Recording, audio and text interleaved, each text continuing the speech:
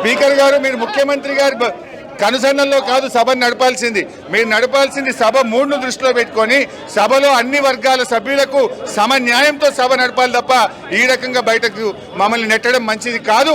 ఇవాళ మేము లోపలికి వస్తే రేవంత్ రెడ్డికి ఎందుకు అంత భయం అని అంటా ఉన్నా అంటే మీరు గతంలో చేసుకున్న 12,000 కోట్ల చీకటి ఒప్పందాలు బయటకు వస్తాయేనా? ఢిల్లీ కాంగ్రెస్ మిమ్మల్ని ప్రశ్నిస్తుందని భయం అవుతుందా? ఢిల్లీ కాంగ్రెస్ ముందు మీరు ఎక్స్పోజ్ అవుతున్నారని భయపడుతున్నారా? మరి రాహుల్ గాంధీ మీ నాయకుడే అదానీ బీజేపీ ఒకటని, అదానీ దొంగ అని, అదానీ తప్పులు చేసిండని, అదానీ గురించి రాహుల్ గాంధీ తిడతాడు. నువ్వేమో చీకట్లో ఒప్పందాలు చేసుకుంటావు, అలాయి బలాయి చేసుకుంటావు, మా అదానీతోని వేల కోట్ల రూపాయలు అగ్రిమెంట్ చేస్తున్నావు. ఇది ఎక్కడి న్యాయమో అని నేను ఈ రోజు రేవంత్ రెడ్డిని అడుగుతా ఉన్నా.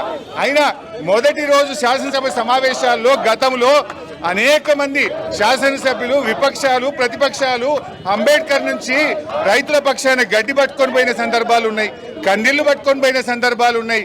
నిరసన రూపాల్లో ప్రభుత్వంని తట్టి లేపడానికి, ప్రభుత్వం మీద ఒత్తిడి పెంచడానికి, ప్రభుత్వ తప్పిదాలు ఎత్తి చూపడానికి ప్రతిపక్షాలు వివిధ రూపాల్లో ప్రయత్నం చేస్తాయి.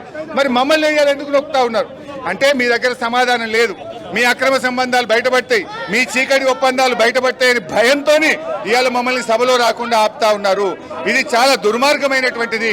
ఈరోజు శాసనసభ ఏకపక్షంగా జరిపే ప్రయత్నం చేస్తున్నారు. అదానీ కాంగ్రెస్ల మధ్య చీకటి ఒప్పందం ఉన్నదా లేదా? లేకపోతే ఎందుకు భయపడుతున్నారు? అదానీతో మీకు చీకటి ఒప్పందాలు లేకపోతే, టేబుల్ కింద ఒప్పందాలు లేకపోతే మమ్మల్ని ఎందుకు ఆపుతున్నావు రేవంత్ రెడ్డి అని అడుగుతా ఉన్నా. నీ రాహుల్ గాంధీ నిన్నగాక మొన్న పార్లమెంట్లో టీషర్ట్ వేసుకొని అదానీ మోడీ బాయ్ బాయ్ అని, అదానీ బీజేపీ బాయ్ బాయ్ అని రాహుల్ ప్రియాంకలకు ఇబ్బంది లేనప్పుడు మాకెందుకు ఇబ్బంది? ఎందుకంటే నువ్వు తప్పు చేసినావు, నువ్వు చీకటి ఒప్పందాలు చేసినావు, నీ అక్రమ సంబంధాలు బయటపట్టే భయం పట్టుకొని రేవంత్ రెడ్డి ఇలా మా గొంతు నొక్కి శాసనసభలోకి పోకుండా బీఆర్ఎస్ శాసనసభ్యులను అరెస్ట్ చేయడాన్ని తీవ్రంగా ఖండిస్తా ఉన్నాం. అసెంబ్లీ సభలో కూడా మీరు ఈ విషయాన్ని ప్రస్తావిస్తారు. సభలో వెళ్ళి మాట్లాడడానికే కదా మేము వెళ్తున్నది.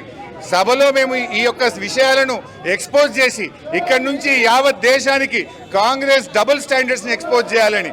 గల్లీ కాంగ్రెస్ ఒక తీరు, ఢిల్లీ కాంగ్రెస్ ఒక తీరు. ఢిల్లీ కాంగ్రెస్ ఏమో అదానీ చోర్ హే అంటాడు, గల్లీ కాంగ్రెస్ ఏమో అదానీ భాయి భాయి అంటున్నాడు. అంటే రాహుల్ గాంధీకి ఏమో అదానీ చోర్ లెక్క కనబడుతుండు, రేవంత్ రెడ్డి లెక్కేమో దోస్తు లెక్క కనబడుతుండు. మరి ఇప్పుడు రాహుల్ గాంధీది కరెక్టా, రేవంత్ రెడ్డిది కరెక్టా? నిజంగా అదానీ చోరా, అదానీ దోస్తా? ఇలా రాహుల్ గాంధీది ఒక డైలాగ్ ఎట్లుంటది, ఇలా రేవంత్ రెడ్డిది ఒకటి ఎట్లుంటది? ఇద్దరు ఒకే పార్టీ కదా. మీ నాయకుడు ఒక తీరు, నీదొక తీరా రేవంత్ రెడ్డి అని మేము అడుగుతా ఉన్నాం.